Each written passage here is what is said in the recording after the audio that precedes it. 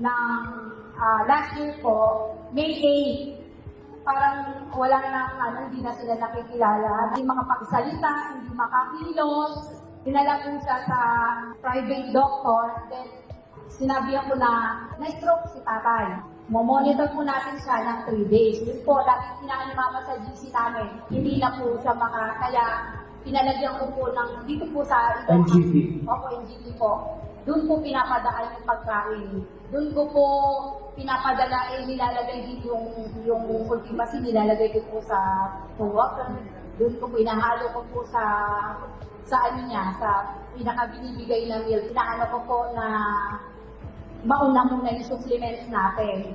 Siyempre, andun po yung prayer kay Lord, tapos sabi ko, i-bless yung mga product na to na pinaniniwalaan ko na kaya po talaga pinayagan ko ng mga doktor doon sa sasabihin ko lahat ng kayo, pinaniniwala ako na makakatulong kasi parang ang po nila na parang mamamatay naman na yan, gano'n. Parang hindi ko po alam parang yun ang pakiramdam ko. Ilan taon na ba si Papa? Mag-birthday niya po ngayon. Birthday na ngayon! Happy birthday nanay ha! Ilan po? 68 na po siya. 68. Oo.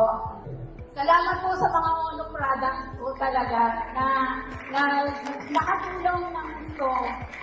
Alam kong ang laki po ng naging part ng mga Uno products po sa kalakasan at kalusugan ni Papa. At ang buong pamilya ko po.